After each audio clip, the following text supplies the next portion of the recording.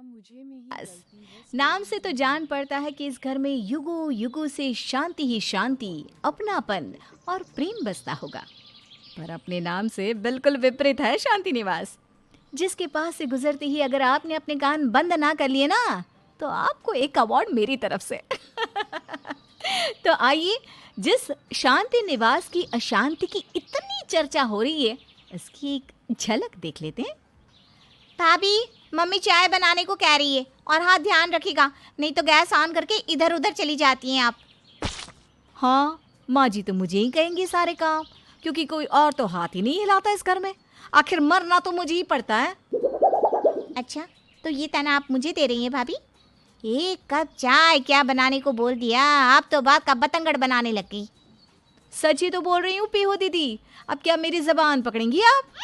मेरी एक बात नहीं पच रही। शादी के बाद तो पता नहीं क्या क्या सुनना पड़ता है। आपकी हरकतों से तो लगता है कि 2 दिन में ही आप वापस मायके आकर बैठ जाओगी। मेरी गलती हो गई भाभी, जो आपको कुछ कह दिया। न जाने कैसे भूल गई थी मैं कि आप कभी बदल नहीं सकती। उससे अच्छा मैं सिमरन भाभी को ही चाय बनाने कह देती। चाय बनाने से तो मैंने कभी मना किया ही नहीं, पर सच तो बोलूंगी ही ना। सच पेट में रखकर मैं तुम लोगों की तरह मीठा मीठा नहीं बोल सकती, मन में कुछ मुंह पे कुछ। बाप रे बाप भाभी, अब तो कोई ज़रूरत ही नहीं है आपको चाय बनाने की, मैं खुद ही बना लूँगी। Thank you. पीहू और देविका की आवाज़ सुनकर सभी वहाँ आ जाते हैं। अरे क्या सुबह सुबह शोर मचा रही हो देविका? हाँ हाँ, आप भी मुझे ही कहिए, जिससे देखो मुझ पर ही चढ़ने लग जाता है। दीदी, पीहू तो बच्ची है, कुछ गलत बोल भी दिया तो आप तो समझदार है ना, बड़े होने का कायदा रखना चाहिए था ना आपको। माँ जी कहती है ना, बड़े को क्षमा और छोटे को शरारत ही सूट करता है। देविका गुस्से में अपने कमरे में चली जाती है। पता नहीं जेठानी जी को क्या हो गया है, इतनी सी बात में इतना झगड़ा करने की क्या ही ज़रूरत थी। खैर, मैं खाने की तैयारी कर लेती हूँ माँ जी, फिर हम सबको शॉपिंग पर भी तो जाना है। शाम के वक्त सभी तैयार होकर अपने अपने कमरे से निकलते हैं। अरे हमारी अशांति देवी कहाँ चली गई? भाभी भी आ जाएगी। ये क्या बात है मम्मी, अगर भाभी जाएगी तो फिर भाभी को ही ले जाओ, मैं नहीं आऊँगी। अरे बेटा, घर गृहस्थी में तो ये सब होता ही रहता है, भूल जा। और जा सिमरन, देविका को कह दे कि तैयार होकर आ जाए। आप लोग तैयार भी हो गए? किसी ने मुझे कुछ बोला भी नहीं। अब पीहू दीदी, मुझे माफ़ कर दीजिए, वो क्या है ना, मैं ज़रा चिढ़ गई थी और पता नहीं मैंने आपको क्या क्या बोल दिया। अपनी भाभी को माफ़ कर दीजिए ना। ये तो अच्छा है, जब मन किया किसी की भी इज्जत उतार दी और उसके बाद सॉरी बोल दो। मम्मी, इनसे कह दो कि मैं इनसे बात नहीं कर सकती और ये हमारे साथ सिर्फ और सिर्फ आपके कहने पर चल रही हैं, वरना मैं तो इनके साथ शॉपिंग पर कभी ना जाऊं। अरे बाबा, तुम लोग तो दरवाजे पर ही शुरू हो गई। शॉपिंग करके आ जाए, उसके बाद एक दूसरे का गला दबा देना, पर अभी तो चलो।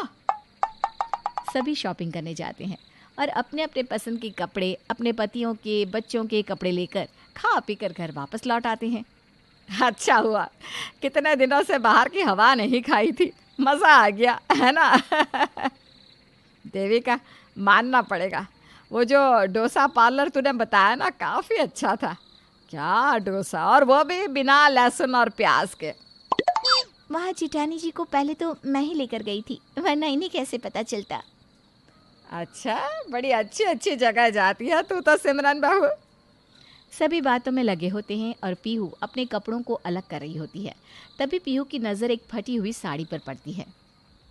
ये फटी हुई साड़ी कैसे आ गई? मेरी तो आंखें कमज़ोर है बहू, तुझे तो देखना चाहिए था। हाँ जेठानी जी, आपने ध्यान क्यों नहीं दिया? पता नहीं आजकल आपका ध्यान कहाँ रहता है।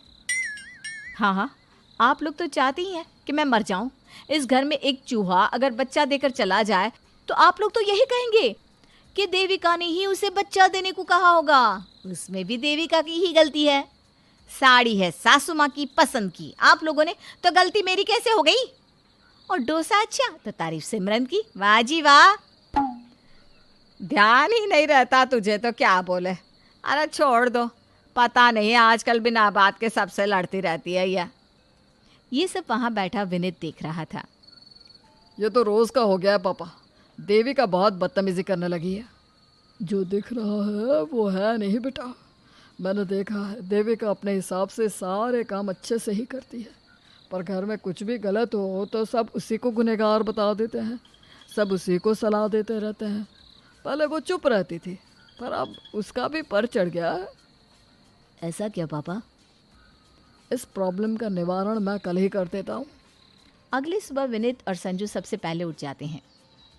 हर सुबह इस घर में एक बात पर बहस होती है कि बाथरूम में झाड़ू कौन ज़मीन पर छोड़कर आ जाता है, तो आज ये भी पता चल जाएगा। अब तो बस देखता जा। विनीत बाथरूम में जाकर झाड़ू को टांग देता है। धीरे धीरे सब घर में उठते हैं और एक एक कर नहाकर आने लगते हैं। जैसे एक एक कर सब नहा कर आएंगे तो हर बार जाकर देखना कि झाड़ू टंगी हुई है या नहीं। सबसे पहले देविका नहाकर आती है और झाड़ू अपनी जगह पर ही टंगी रहती है। देविका ने तो झाड़ू को ज़मीन पर नहीं रखा। देविका के बाद पीहू नहाने जाती है और झाड़ू अपनी ही जगह पर होता है। फिर सिमरन नहाने जाती है और झाड़ू को ज़मीन पर रख कर बाहर आ जाती है। इसके बाद शांति नहाने जाती है और झाड़ू को ज़मीन पर रखा देखते ही चिल्लाने लगती है। पूरा घर बाथरूम के बाहर इकट्ठा हो जाता है। रोज रोज बोलकर हार गई हूँ मैं। बाथरूम को साफ करने के बाद झाड़ू को वापस से अपनी जगह पर टांग दो, पर तुम लोग हो कि बस जमीन पर ही झाड़ू छोड़ देते हो। अभी मेरा पैर उलझ जाता और मैं नीचे गिर जाती। मैंने तो झाड़ू को टांगा था। और मैं झाड़ू को क्यों नीचे रखूंगी? मैं तो सबसे पहले नहाने गई थी माँ जी। वैसे मेरे नहाने के बाद एक बार जेठानी जी बाथरूम में तो गई थी। तुम लोग तो चाहते ही हो कि मैं मर जाऊं। मुझे तो यही दिख रहा है। हट जाओ सब, मेरा बीपी बढ़ रहा है। सब मिलकर मुझे मार ही दो। सारे गलत काम तो मैं ही करती हूँ ना, मेरी ही गलती है, मुझ में ही गलती है। मैं घर से ही चली जाती हूँ। आप लोगों को खटकने लगी हूँ ना मैं। सच बात तो ये है। बात और ज़्यादा बिगड़ जाए इसके पहले विनीत और संजू बीच में आ जाते हैं। मेरी बहू कभी नहीं जाएगी। बड़े दिनों से देख रहा हूँ, जिसे देखो हर चीज़ में इसे ही फंसा देता है। अरे भाई ये भी तो इंसान है। आप बीच में मत बोलिए जी। अभी मैं गिर जाती तो क्या तुम देविका पर इल्ज़ाम लगाने लगोगी? इस घर में और लोग भी तो हैं। झाड़ू नीचे देविका ने नहीं, सिमरन ने रखा है, और इसका मेरे अलावा संजू भी गवाह है। हाँ मम्मी, हर बात पे जिसे देखो देविका को खरी खोटी सुना देता है। यहाँ तक कि मैं भी। माना कभी उसने गलती की होगी, पर वो अकेली गलत नहीं है। अब सिमरन की गलती सामने आ जाती है। उसकी नज़रें झुक जाती है। सभी को एहसास हो जाता है कि हर बार गलती कोई भी करे, हमेशा गुनहगार देविका को ही ठहराया जा रहा था, जिसके कारण अब उसका व्यवहार झगड़ालू किस्म का हो गया था। अब से कोई बेमतलब की बात पर देविका पर इल्ज़ाम नहीं लगाएगा, वरना मुझसे बुरा कोई ना होगा। इस किस्से के बाद कभी भी कोई भी देविका पर झूठ मूठ का इल्ज़ाम लगाने की हिम्मत नहीं कर पाता, जिसके कारण फिर से शांति निवास में शांति का वास हो जाता है।